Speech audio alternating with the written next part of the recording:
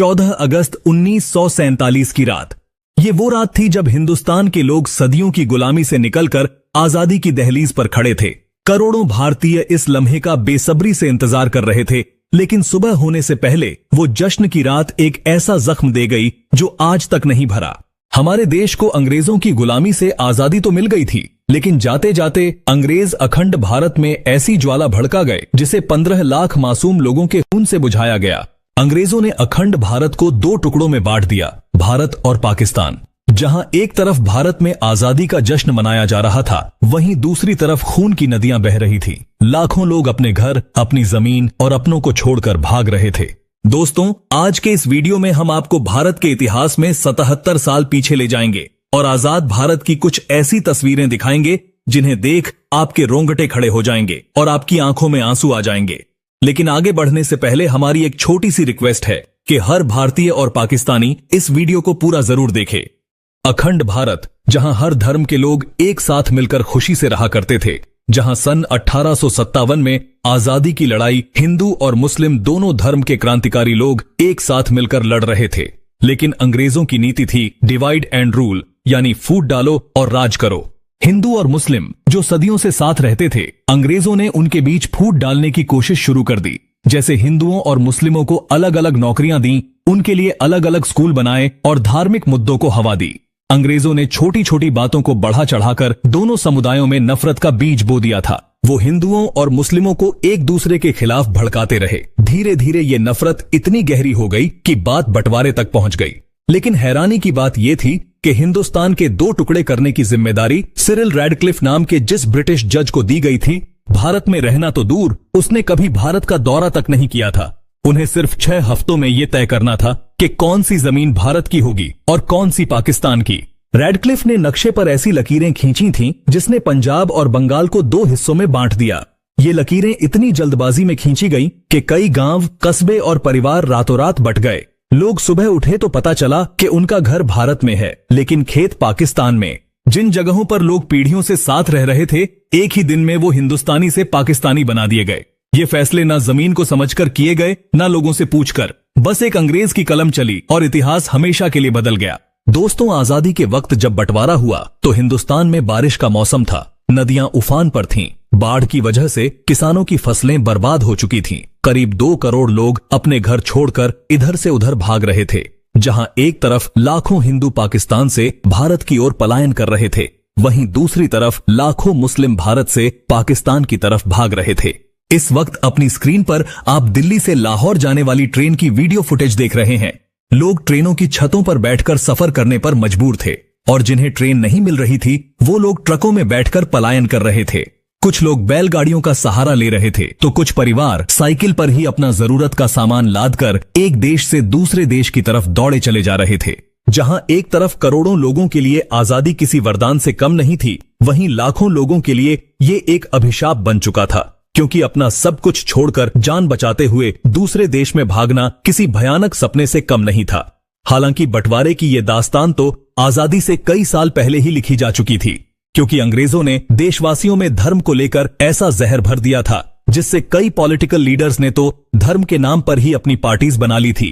जैसे कि मुस्लिम लीग के चीफ मोहम्मद अली जिन्ना ने आजादी से कई साल पहले ही ये जिद पकड़ ली थी कि हिंदुस्तान में रहने वाले मुस्लिमों को एक अलग मुल्क दिया जाए, और उनकी इस जिद ने हिंदुस्तान के भाईचारे और संस्कृति को ऐसी गहरी चोट पहुंचाई जिसके निशान आज भी देखने को मिलते हैं।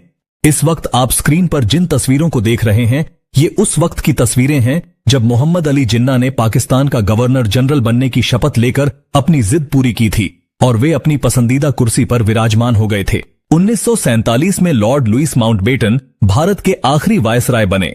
उन्होंने कई महीनों तक जवाहरलाल नेहरू और मोहम्मद अली जिन्ना की कई मीटिंग्स करवाई, जिसके बाद 3 जून 1947 को लुईस माउंटबेटन ने ऐलान किया कि 15 अगस्त 1947 को भारत आजाद होगा, लेकिन इसके साथ ही बंटवारा भी होगा।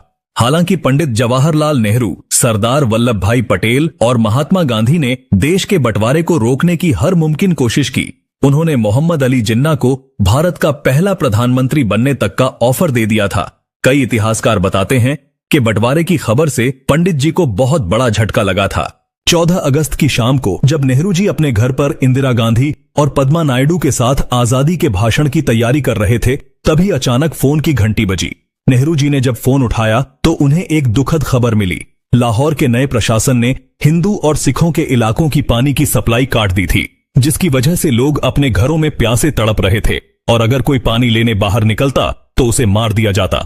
देखते ही देखते हिंसा की आग भड़क उठी, जिसने पूरे हिंदुस्तान को अपनी चपेट में ले लिया। पंजाब और बंगाल में सबसे ज्यादा दंगे हुए, लोग एक दूसरे के खून के प्यासे हो गए थे। ये खबर सुनकर नेहरू का चेहरा लाल हो गया, उनकी आंखों में आंसू थे, लेकिन फिर उन्होंने हिम्मत जुटाई और अपने आप को संभालते हुए 14 अगस्त की रात 11:55 पर नेहरू जी संसद के सेंट्रल हॉल में भाषण देना शुरू करते हैं।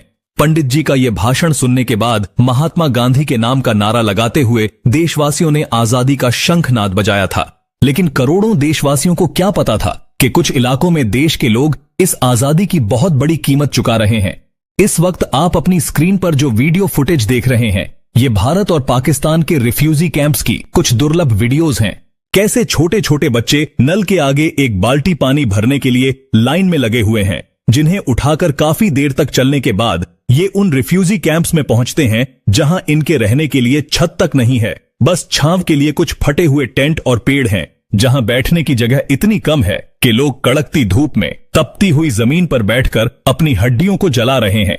कुछ बच्चों के पास तो पहनने के लिए कपड़े तक नहीं है। 2 दिन पहले सुख शांति से जीवन व्यतीत करने वाले लोग आज शरणार्थी बन चुके हैं। महिलाएं हाथ जोड़कर अपने परिवार के लिए खाना और रहने की मांग कर रही हैं।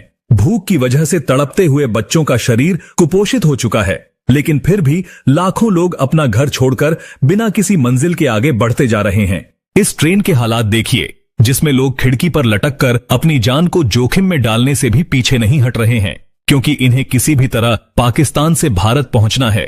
ये तस्वीरें लाहौर की हैं, जहां लोग ट्रेन की पटरियों के पास बैठकर ही खाना पका रहे हैं, ताकि जब ट्रेन आए तो ये लोग जल्दी से ट्रेन में सवार हो सकें। यहां खड़ी इस ट्रेन के न सिर्फ ऊपर बल्कि 2 डिब्बों के बीच खाली जगह पर भी लोग खचाखच भरे हुए हैं, जिनके हाथों में अपना कुछ टूटा फूटा सामान और दिल में जिंदा रहने की उम्मीद है। असल में उस वक्त जो कुछ भी हुआ था उसके बारे में सोचकर ही रूह कांप जाती है। दोस्तों, इस फुटेज को देखकर आपकी आंखों में भी आंसू आ जाएंगे। दरअसल ये बेचारे वो लोग हैं जो उस वक्त भूख के कारण तड़प तड़प कर मर गए थे। हाथ में थाली लिए रिफ्यूजी कैंप में हमारे देशवासी पेट भर खाने के लिए लंबी लाइनों में लगे हुए थे, और जब उन्हें खाना मिल रहा था तो उनके चेहरों पर ऐसी मुस्कुराहट दिख रही थी जैसे उन्हें जिंदगी मिल गई हो। लेकिन फिर महात्मा गांधी, पंडित जवाहरलाल नेहरू, सरदार वल्लभ भाई पटेल, लाल बहादुर शास्त्री, डॉक्टर भीमराव अंबेडकर और कई महान नेताओं ने इतने मुश्किल हालातों में भी देश को संभाला, जिसकी बदौलत आज हम भारतीय ब्रिटेन से कई गुना आगे निकल चुके हैं। इस बंटवारे में करीब 2 करोड़ लोगों ने अपना देश छोड़ दिया था और करीब 10 से 15 लाख बेकसूर लोगों की जान चली गई। लेकिन अफसोस की बात यह है कि जिन ब्रिटिशर्स ने हम भारतीयों के साथ इतने घिनौने जुर्म किए, जो भारत के इतिहास में लाल अक्षरों से लिखे गए, लेकिन फिर भी उन्हें बारातियों की तरह विदा किया गया। 28 फरवरी 1948 के दिन जब अंग्रेजों की आखिरी टुकड़ी हमारा देश छोड़कर जा रही थी, तो उन्हें बैंड बाजे के साथ विदा किया गया था, जिसके बाद अंग्रेज मुंबई से अपनी बोट में सवार होकर बड़ी शान से ब्रिटेन का झंडा लहराते हुए हमेशा के लिए वापस लौट गए। लेकिन जाते जाते एक ऐसी चिंगारी छोड़ गए थे जिसकी आग में 10 लाख बेकसूर लोगों की जिंदगियां झुलस गई।